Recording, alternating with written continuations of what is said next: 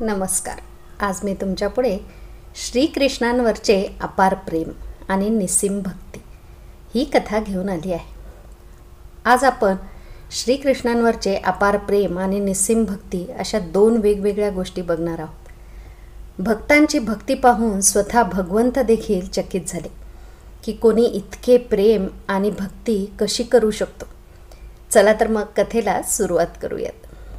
एका गावात एक गरीब विणकर जोडपे राहत होते. विणकराचे नाव होते हरी आणि त्याच्या बायकोचे नाव होते कमला. दोघेही खूप मेहनती होते. ते दोघेही दिवसभर सुंदर कपडे बनवायचे काम करत होते, परंतु त्यांनी बनवलेल्या कपड्यांना चांगली किंमत मिळू शकली नाही. तरीही जे काही मिळत होते त्यात ते खूप समाधानी होते आणि मोडकळीस आलेल्या झोपडीत आपले जीवन जगत होते. ते दोघेही अतिशय समाधानी स्वभावाचे होते. हे दोघेही श्रीकृष्णांचे निस्सीम भक्त होते. दिवसभराच्या अथक परिश्रमानंतर त्यांना जो काही वेळ मिळायचा तो वेळ ते दोघेही भगवंताचे भजन आणि कीर्तन करण्यात घालवायचे. हरीकडे तानपुरा आणि चिपळ्या होत्या. दोघेही मिळून भजन गात असत. तेव्हा हरी तानपुरा वाजवायचा आणि पत्नी चिपळ्या वाजवायची. मग ते दोघेही भगवंताच्या स्तुतीत इतके तल्लीन होऊन जायचे की त्यांना त्यांच्या तहान आणि भुकेचीही चिंता नसायची. आपल्या गरिबी परिस्थितीबद्दल त्यांनी कधीही देवाला दोषी ठरवले नाही आणि आपल्या जीवनात आनंदी होते. पण एक दुःख त्यांना नेहमी सतावत असे की त्यांना मूलबाळ नव्हते. याची त्यांना नेहमी काळजी असायची, चिंता होती. तरीही ते दोघेही सदैव भगवंताच्या भक्तीत तल्लीन राहत होते. त्यांनी हीच देवाची लीला मानली आणि निस्वार्थपणे श्रीकृष्णांच्या भक्तीत मग्न राहिले. जेव्हा त्यांचे वय वाढू लागले तेव्हा एके दिवशी कमला हरीला म्हणाली, आपल्याला मूलबाळ नाही. असं म्हणतात की मुलाशिवाय मोक्ष मिळू शकत नाही. आता आपले वय वाढत आहे आणि आपल्याला कधी बोलावणं येईल हे माहीत नाही. मृत्यूनंतर आपला अंत्यविधी कोण करणार? आपल्यासाठी तर्पण वगैरे कोण करणार? आपली मुक्ती कशी होणार? हरी म्हणाला, तू काळजी का करते? आपल्यासोबत श्रीकृष्ण इथे आहेत आणि ते सर्व बघतील. हरीने हे बायकोला सांगितले खरे, पण तोही खूप काळजीत पडला. तेवढ्यात त्याच्या मनात एक विचार आला. तो नगरात जाऊन श्रीकृष्णांची बालस्वरूपाची मूर्ती घेतली. घरी आल्यावर तो म्हणाला, आता तुला काळजी करण्याची गरज नाही. मी हा बाळगोपाळ आणला आहे. आजपासून तोच आपला मुलगा आहे. आपण निपुत्रिक आहोत ही तर त्यांचीच इच्छा आहे. आपण त्यांच्यावर आपल्या मुलासारखे प्रेम करू. तो आपल्या मुलाची जबाबदारी पार पाडेल. हरी म्हणाला. हरीचे हे बोलणे ऐकून कमलाला खूप आनंद झाला. तिने बाळगोपाळला घेतले, त्याला जवळ घेऊन मिठी मारली आणि म्हणाली, तुम्ही अगदी बरोबर बोलत आहात. आजपासून तो आपला मुलगा आहे. त्यानंतर पती पत्नी दोघांनीही घराचा एक कोपरा स्वच्छ करून तिथे बाळगोपाळला बसवण्याची जागा बनवली आणि त्यावर बाळगोपाळांना त्यावर बसवले.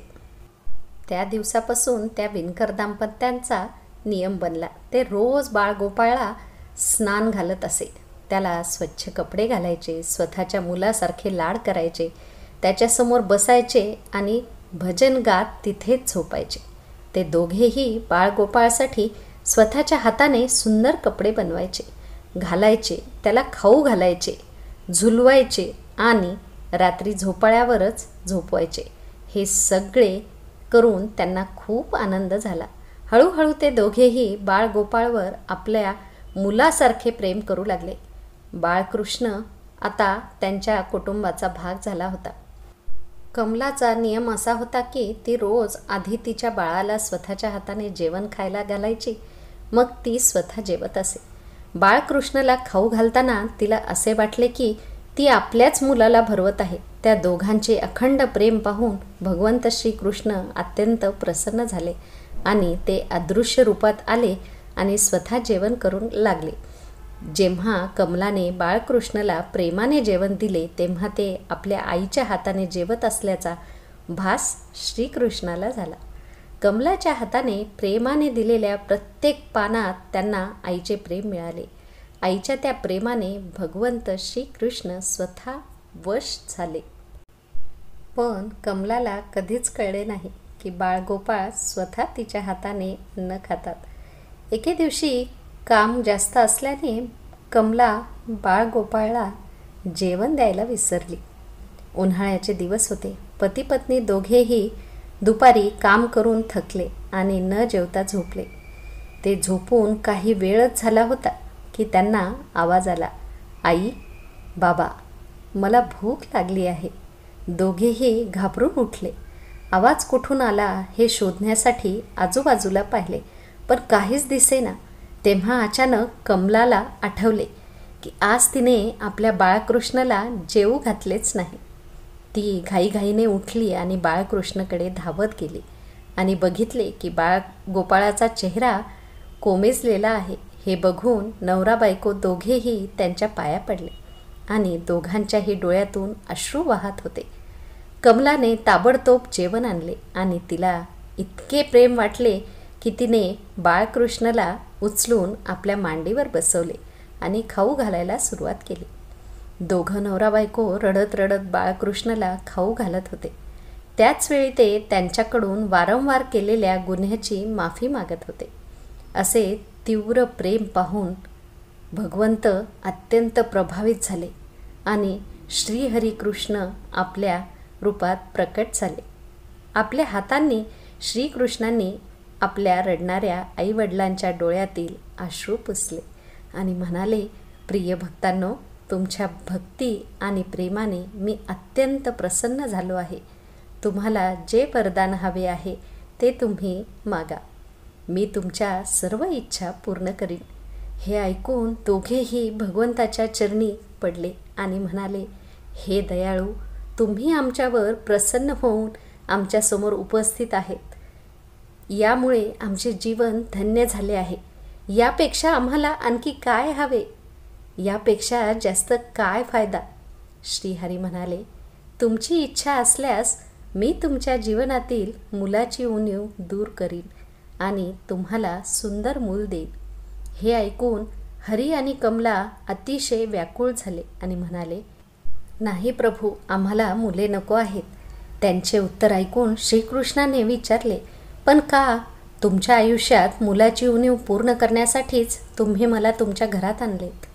हे ऐकून ते दोघेही म्हणाले, भगवंता, जर आम्हाला मूल झाले तर त्या मुलाबद्दलची आमची ओढ वाढेल आणि आम्ही आत्तासारखी तुमची सेवा करू शकणार नाही.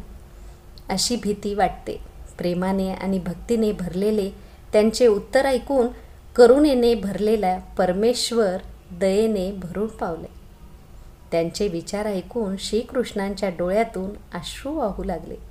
ते म्हणाले, हे आई बाबा, तुमचे ऋण फेडण्यासाठी मी येथे आलो होतो, पण तुम्ही मला कायमचे ऋणी केले आहे.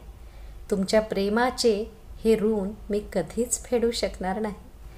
मी सदैव तुमच्या दोघांचा ऋणी आहे. तुमच्या प्रेमाने मी खूप आनंदी आहे. तुम्ही मलाही तुमच्या शुद्ध प्रेमाने बांधले आहे. मी तुम्हाला वचन देतो की आजपासून मी तुमचा मुलगा म्हणून तुमची सर्व कार्ये पूर्ण करेन. मी तुम्हाला कधीही मुलाची कमतरता भासू देणार नाही. तुम्हाला हे माहीत आहे की माझे वचन कधीच असत्य नसते. असे सांगून झाल्यावर श्रीकृष्ण मूर्तीत विलीन झाले. भगवंत बाळगोपाळमुळे त्या दिवसापासून हरी आणि कमलाचे आयुष्य पूर्णपणे बदलून गेले. आपली सर्व कामे सोडून ते दोघेही दिवसभर गायन आणि बाळगोपाळची सेवा करण्यात घालवू लागले. भजन करत असताना त्यांना ना भूक लागली ना तहान लागली. त्यांनी सर्व प्रकारच्या इच्छांचा पूर्णपणे त्याग केला. आता जेव्हा जेव्हा माधव कोणतेही काम करत असे तेव्हा ते फक्त त्यांच्या मुलासाठी सुंदर कपडे बनवायचे. जेव्हा जेव्हा त्यांना कोणतीही अडचण येत असे तेव्हा बाळगोपाळ मुलाच्या रूपात प्रकट होऊन त्यांचे सर्व कार्य पूर्ण करायचे. ते दाम्पत्य आणि मूल गावात चर्चेचा विषय बनले. पण गावात कोणालाच कळू शकले नाही की हे मूल कोण आहे, तो कुठून आला आणि कुठे गेला. हळूहळू वेळ जाऊ लागला. आता विणकर जोडपे म्हातारे झाले होते, पण देवाची कृपा त्यांच्यावर कायम होती. आता दोघांचेही आयुष्य पूर्ण होण्याची वेळ आली होती. दैवी प्रेरणेने त्यांना कळले की त्यांचा काळ संपणार आहे. त्यामुळे एके दिवशी दोघांनी देवाचा धावा केला.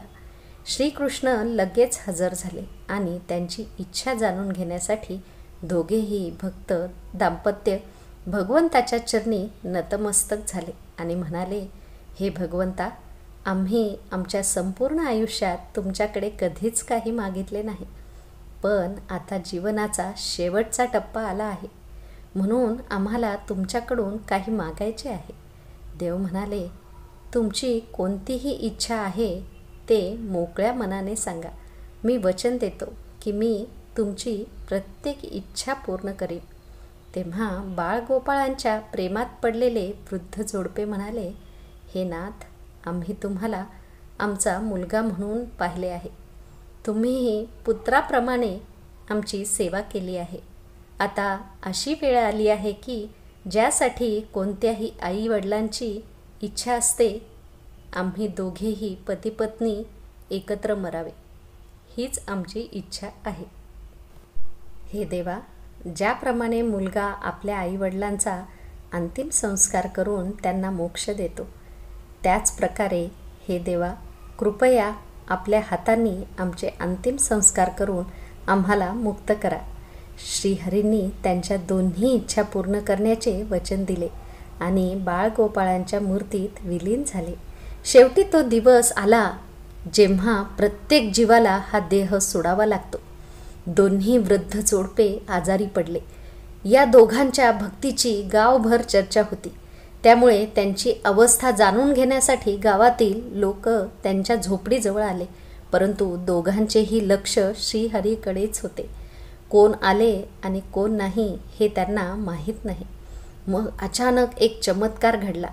विणकराची झोपडी एका प्रखर आणि अलौकिक प्रकाशाने भरून गेली होती.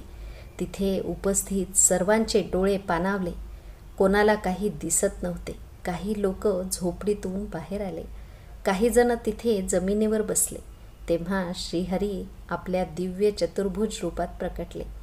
त्यांचे अनोखे सौंदर्य संपूर्ण सृष्टीला उजळून टाकणारे होते, ज्याने वातावरण एक दिव्य सुगंधाने भरून गेले.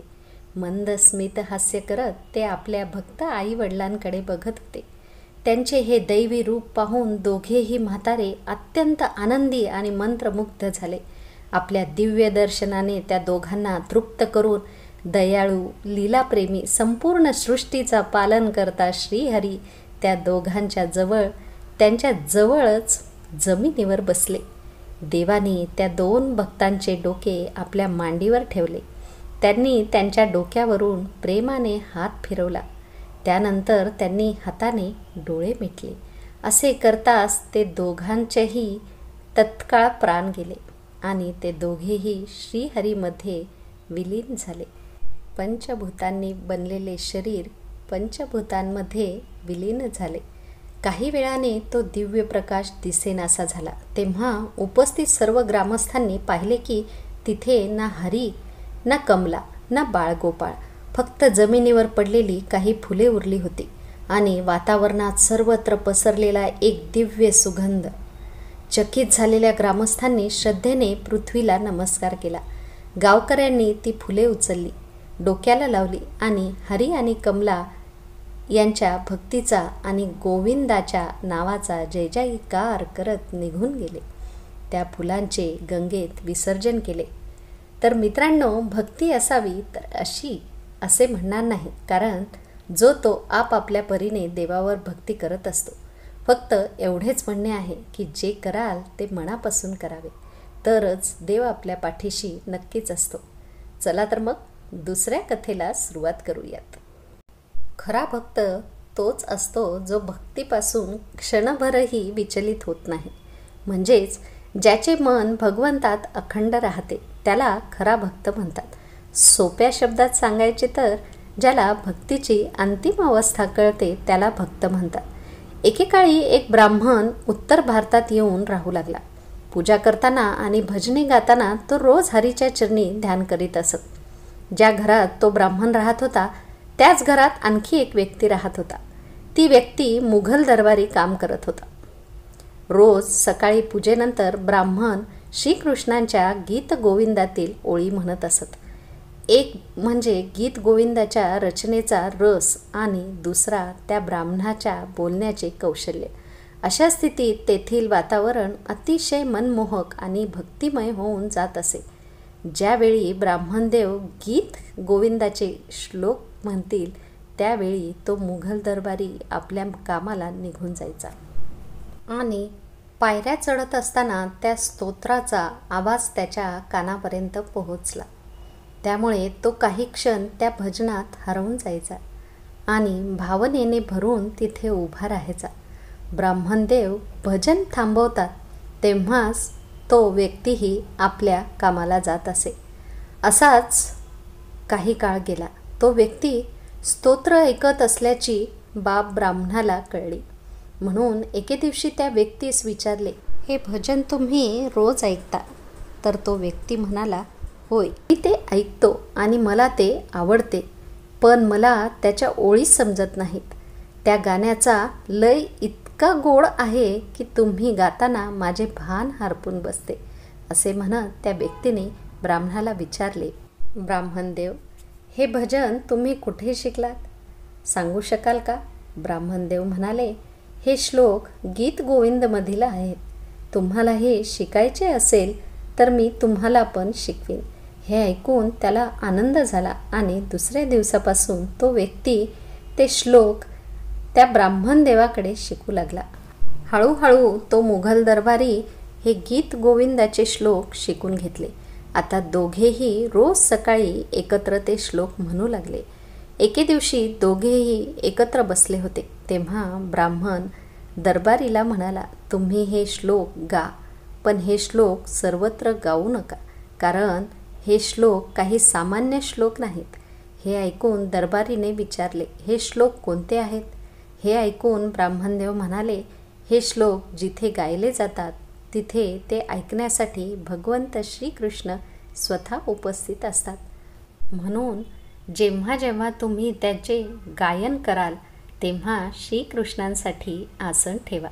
हे ऐकून मुघल दरबारी म्हणाला, ब्राह्मणदेव, हे करणे जरा कठीण जाईल, कारण आपण दुसऱ्याचे काम करतो. कधीकधी रात्रीसुद्धा दरबारात काम करावे लागते. कधीकधी बरेच दिवस घरीही नसतो, येऊ शकत नाही. अशा परिस्थितीत आपण हा नियम कसा पाळणार?